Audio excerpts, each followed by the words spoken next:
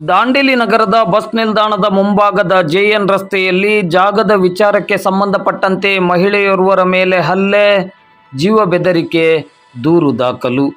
ದಾಂಡೇಲಿ ನಗರದ ಬಸ್ ನಿಲ್ದಾಣದ ಮುಂಭಾಗದಲ್ಲಿರುವ ಜೆಎನ್ ರಸ್ತೆಯಲ್ಲಿ ಜಾಗದ ವಿಚಾರಕ್ಕೆ ಸಂಬಂಧಪಟ್ಟಂತೆ ಪರಸ್ಪರ ಜಗಳವಾಗಿದ್ದು, ಈ ಸಂದರ್ಭದಲ್ಲಿ ಅವಾಚ್ಯ ಶಬ್ದಗಳಿಂದ ಬೈದು ಮಹಿಳೆಯೋರ್ವರ ಮೇಲೆ ಹಲ್ಲೆ ನಡೆಸಿದ ಘಟನೆ ಇಂದು ಭಾನುವಾರ ಬೆಳಿಗ್ಗೆ ನಡೆದಿದ್ದು, ಈ ಬಗ್ಗೆ ಇಂದು ಭಾನುವಾರ ಮಧ್ಯಾಹ್ನ 1:15 ಸುಮಾರಿಗೆ ದಾಂಡೇಲಿ ನಗರ ಪೊಲೀಸ್ ಠಾಣೆಯಲ್ಲಿ ದೂರು ದಾಖಲಾಗಿದೆ. ಹಲ್ಲೆಗೊಳಗಾದ ಮಹಿಳೆ ಸುಧಾ ಪ್ರದೀಪ್ ನಟೇಶ್ ಇವರಾಗಿದ್ದು, ಇವರು ನ್ಯಾಯ ಕೋರಿ ದಾಂಡೇಲಿ ನಗರ ಠಾಣೆಗೆ ದೂರು ನೀಡಿದ್ದಾರೆ.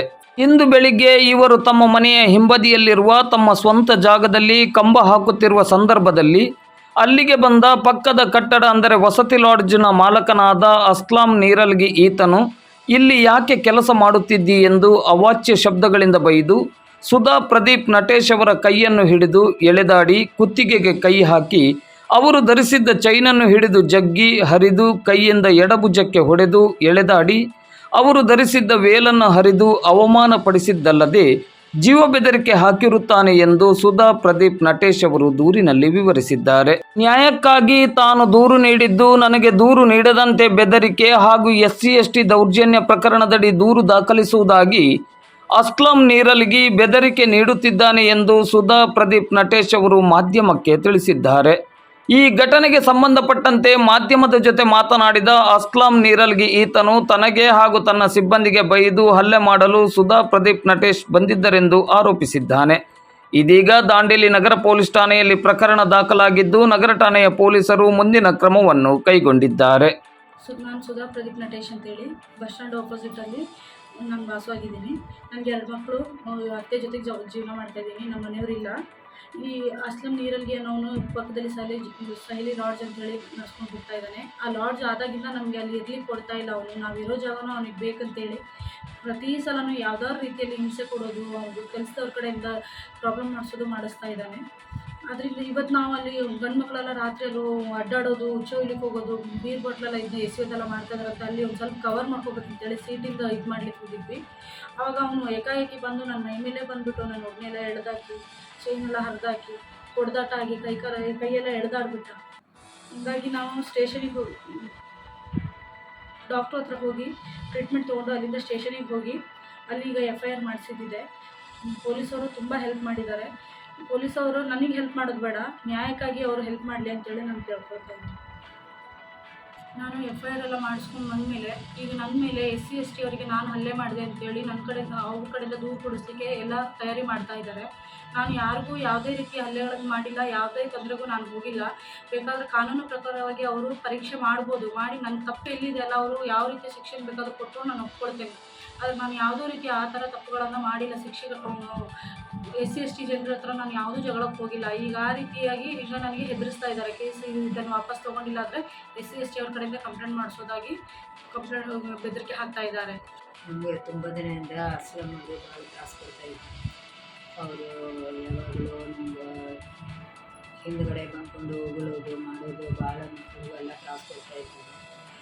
ಅದು ಇವತ್ತು ನಾವು ಒಂದು ಕಟ್ಟಿಸುವ ಒಂದು ಹೊಲ್ಕೊಂಡು ಹೋದಾಗ ಅವನು ಬಂದು ನಮಗೆ ನಮ್ಮ ಸೊಸೆಯರೆಲ್ಲ ಭಾಳ ಇದು ಮಾಡ್ತಿದ್ರು. ನಾನು ಹೊಡೆಯೋದು, ಒಂದು ಓಟ್ನೆಲ್ಲ ತೆಗೆದು ಭಾಳ ನಮ್ಗೆ ಅಪಮಾನ ಮಾಡಿದ್ದಾರೆ.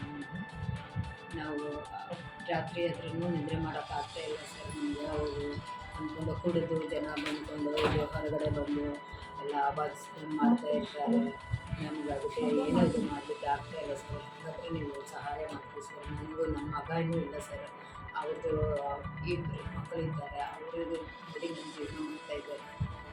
ನನಗೆ ಸಹಾಯ ಮಾಡಿ ಸರ್. ನಾವು ದಾಂಡೇಲಿ ಸುಭಾಷ್ ನಗರಲ್ಲಿ ಇರುತ್ತೇನೆ ಮತ್ತು ಬೆಳಗ್ಗೆ ಅತಿಕ್ರಮಣ ಮಾಡ್ತಾಯಿದ್ರು. ನಮ್ಮ ಬಿಲ್ಡಿಂಗ್ ಪಕ್ಕಕ್ಕೆ ಬಸ್ ಸ್ಟ್ಯಾಂಡ್ ಹಿಂದುಗಡೆ ಅತಿಕ್ರಮಣ ಮಾಡ್ತಾಯಿದ್ರು. ನಮ್ಮ ಹುಡುಗ ಫೋನ್ ಮಾಡಿ ಹೇಳ್ದ, ಸರ್ ಹಿಂಗೆ ಆಗ್ತಾಯಿದೆ ಹಿಂದುಗಡೆ.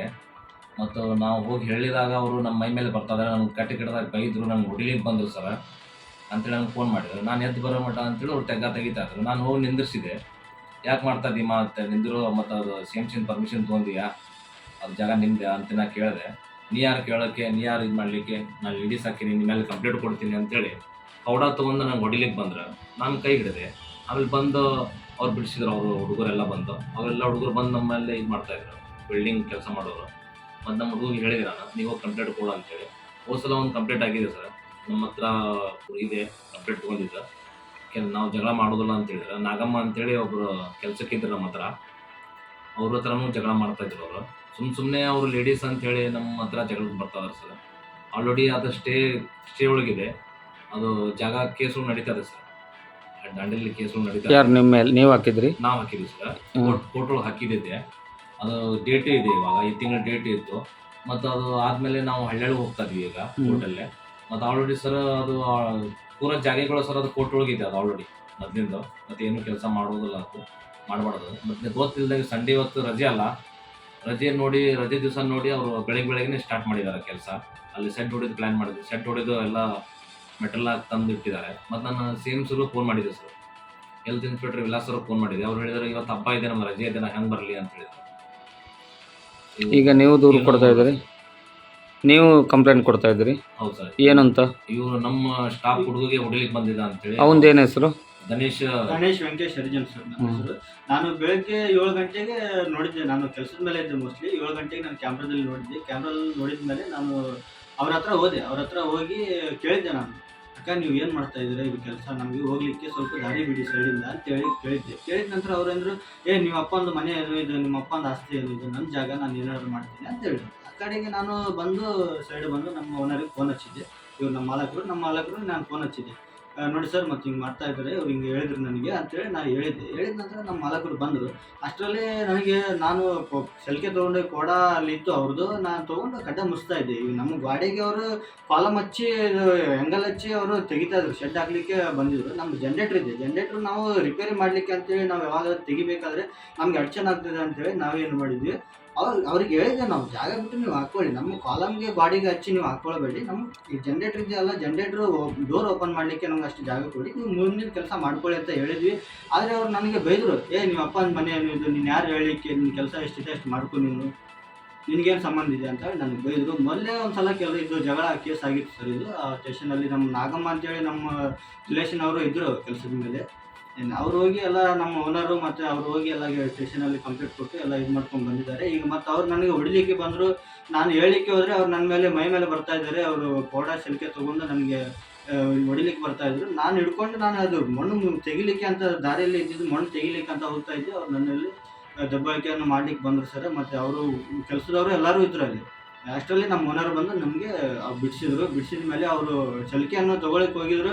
ಅವರು ಸಲಿಕೆಯನ್ನು ಬಿಡಲಿಕ್ಕೆ ಎಲ್ಲ ನಮ್ಮ ಓನರು ತೊಗೊಳಿಕ್ಕೆ ಅಂತ ಹೋಗ್ತಾಯಿದ್ರು. ಅವರು ಏನು ಮಾಡಿದ್ರು ಸರ್, ಸಲಿಕೆ ತೊಗೊಂಡು ನಿನ್ನ ಮೇಲೆ ಕಂಪ್ಲೇಂಟ್ ಕೊಡ್ತೀನಿ, ನನ್ನ ಜಾಗ ಇದು, ನೀನು ಯಾರು ಹೇಳೋದು ಅಂತೇಳಿ ನಮ್ಮ ಓನರ್ ಮೇಲೆ ಮಾತಾಡಿದ್ರು ಸರ್.